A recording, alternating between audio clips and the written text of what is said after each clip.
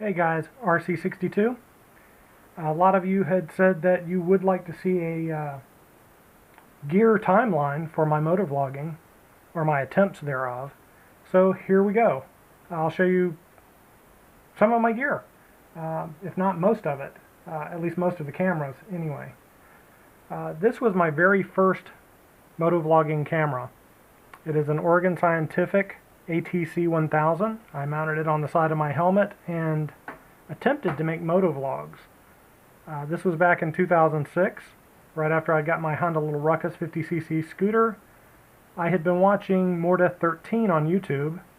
More Death 13 was his original channel until he got bumped off and went to live video, and then eventually came back as M13. He never said how he made his vlogs or how he had his video camera set up to do his vlogs, so it was all guesswork on my part. Anyway, I saw this advertised and I thought I'd give it a try.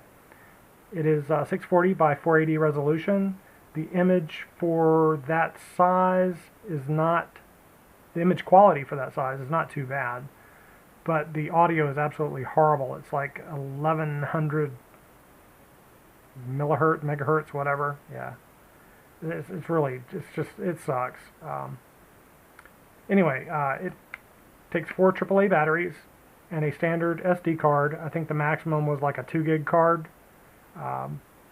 Thing with this is once the batteries died, if you hadn't already saved off your video, it would just dump it. So after multiple attempts and losing a lot of video, I kind of gave up on this. I did get one video that I posted out of it, and I talked about that in my last vid. The audio was horrible, so I used music, and of course at that time YouTube would just simply ban any videos that had copyrighted music. They were trying to avoid the lawsuits, so I had to take that down. And it was a couple of years later before I even tried to do any motovlogging again. So my next setup, I bought a GoPro Hero. And no, this is not the Hero HD. This is an original GoPro Hero. I think this one was also like 640 by 480. You use 2 AA batteries. It's a little plastic piece of crap. The images, again, not too horrible. Originally it had a bug, and if you went over 20 minutes, it would just dump your entire video instead of parsing them out into separate files. Yeah, anything over 2 gig, I think. It took a standard SD card. Not a horrible camera, but it gave me so many problems that I kind of gave up on Hero. And in fact, like I said, the audio on it was crap, especially when it was in its case. All you'd get was this rattling kind of sound. So what I did, I bought a Zoom H2 audio recorder and an Olympus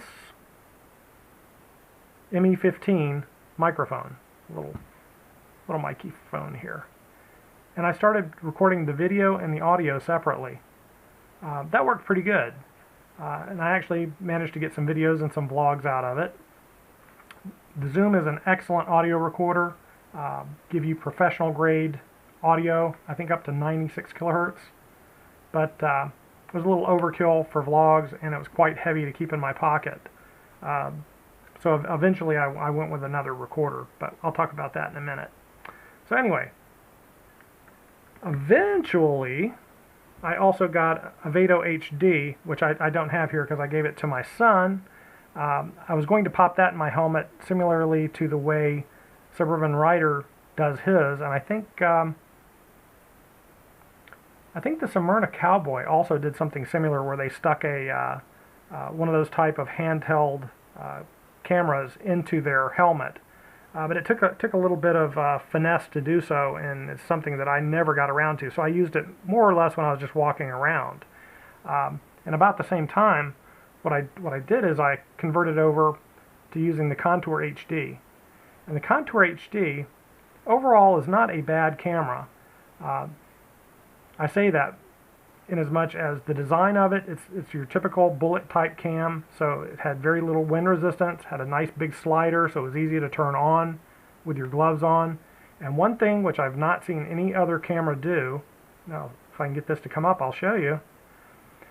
Whereas your drift cameras nowadays have the rotatable lens, the Contour also has the rotatable lens, so you could level it up.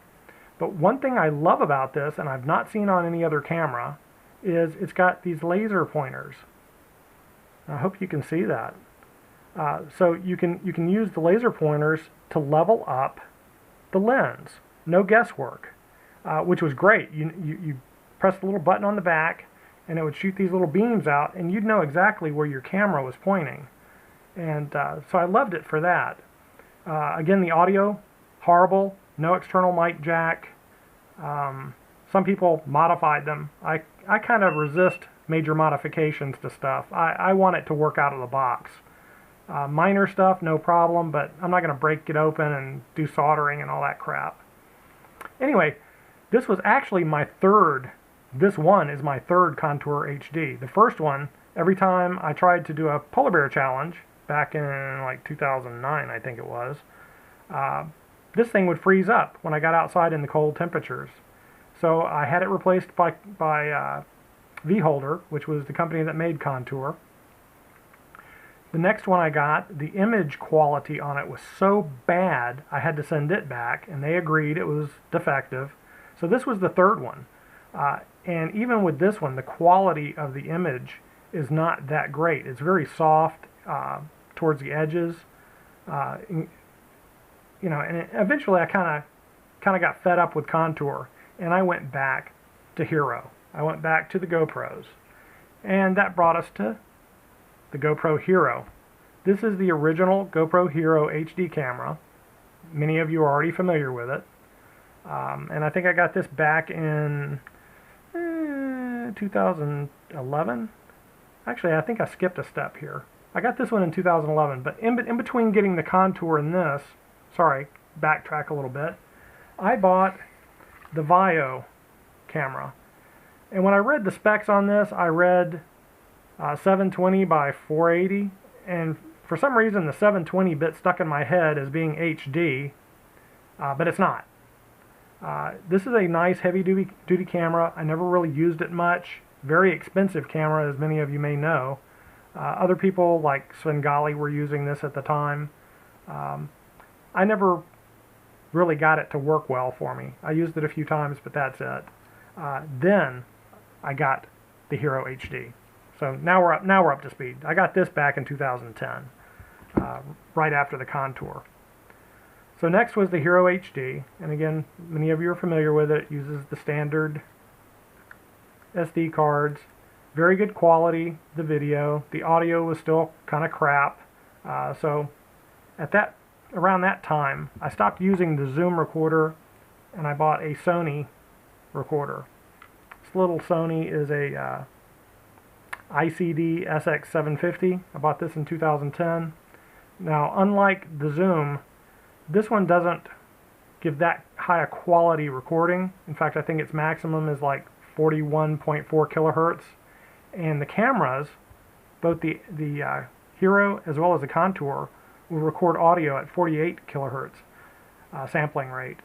So when trying to line up the audio and the video, anything over 5 minutes, if you get it lined up at the beginning, by the end you're a few frames off. Not a big deal, especially if you're not talking into the camera where somebody can actually see what your mouth is trying to say. It's not too big a deal, but definitely something to be aware of. If you are using a separate audio recorder, try to get something that has the same sample rate as whatever video recorder you're using. Otherwise, you're going to have a little bit of drift. Also, about that time I bought this, I bought a Sony ECM-CS10 microphone. The thing I like about this is a little better quality than the Olympus I was using. The cable on it, in a way it's a pain in the butt because it's kind of stiff, but also look at this. It's a braided cable, very stiff. It does flex, but it can be a little bit of a pain in the ass. It'll stick out where it's not supposed to sometimes. But I don't worry too much about this one breaking or having a problem with loose connections.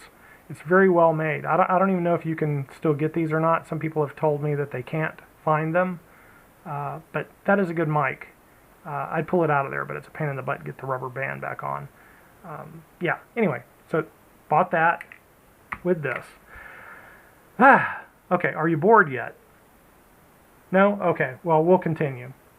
Okay, somewhere around 2011, I upgraded the Hero camera to the Hero 2. And again, many of you are familiar with it.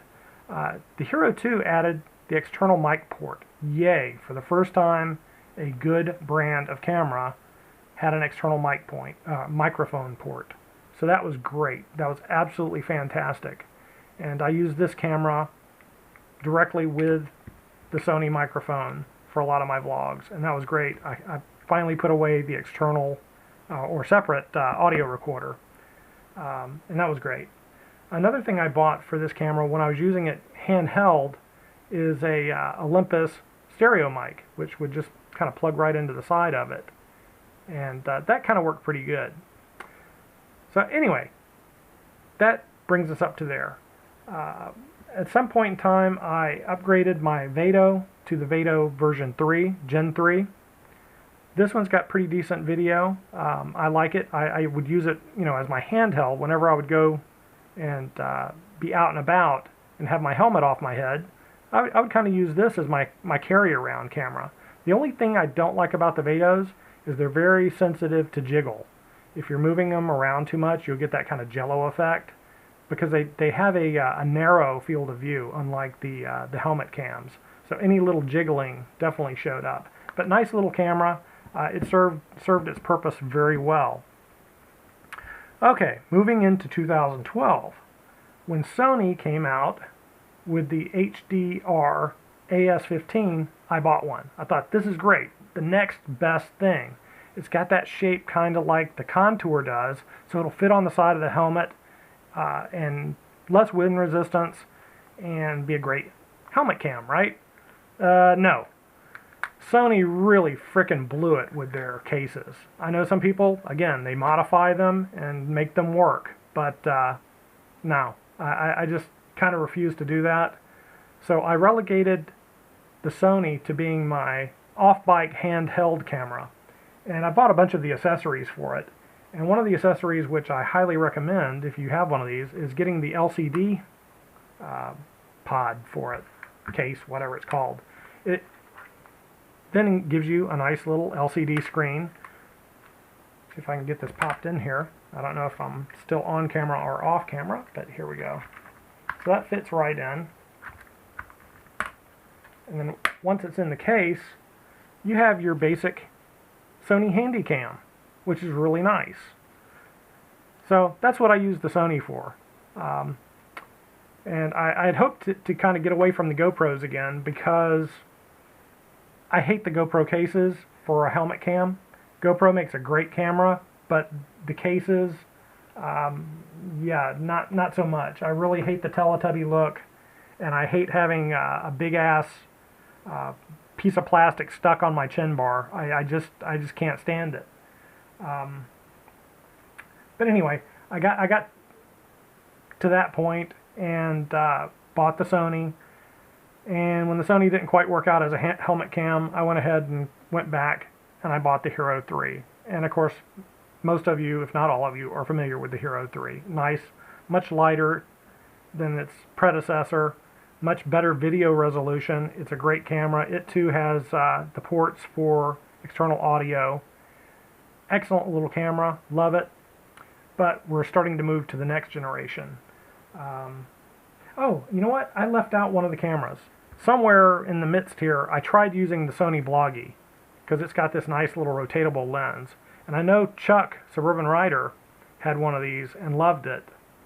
I think maybe Tom did as well, maybe NT8. But a lot of people were using these, but every time I'd plug this damn thing into my my Apple Mac, my Mac Pro, it would crash it. I don't know why. And I wasn't that impressed with the video out of it either. Much like the Vado, it gave a very wobbly jello effect with any little bit of movement. So I gave this to my daughter. So anyway, she loaned it back to me for this gear timeline video. Anyway, yeah, that came in somewhere around, I don't know, 2011, I think, is when I bought that. But never used it except a couple of times and didn't like the output. Okay, so, like I said, that's my current setup. And once again, I'm tired of the Hero mounts. I really freaking hate them. So I've kind of turned to the dark side. I have not made a video with it yet, and I'm still in my testing phase, but literally just this week I got the Ghost S from Drift. I'm going to give it a try, see how I like it. In fact, this video is being made with the Ghost S. So hopefully it comes out. If it doesn't, I'm going to be really pissed and regret the fact that I bought one. But we'll see. So those are the cameras that I've had throughout the last few years. And of course, you know, I've spent money on all the little bits and bobs. The battery backpack for the Hero 3, the LCD screen for the Hero 3, LCD screen for the Hero and Hero 2, wireless for Hero and Hero 2. Yeah, more of the same. And, you know, the little remote controls for the Heroes. One thing that I do like are the frame for the Hero 3. This is when you've got a battery backpack or LCD screen on it, and this is for without. But this is great, because you put this on here, and I put this on a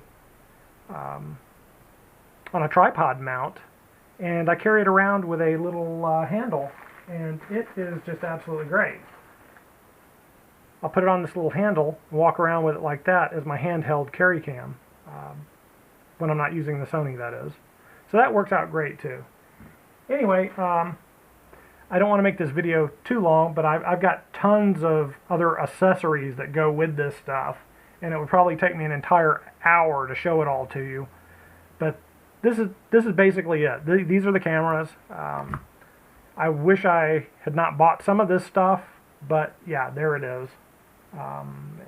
Anyway, if you got questions about any of it, let me know. I'm going to try to put some samples up there and let you see what some of this stuff looks like. Yeah, anyway, I think I'm about out of breath, and I think you're probably tired of looking. So, yeah, there we go. Take it easy, folks. Later.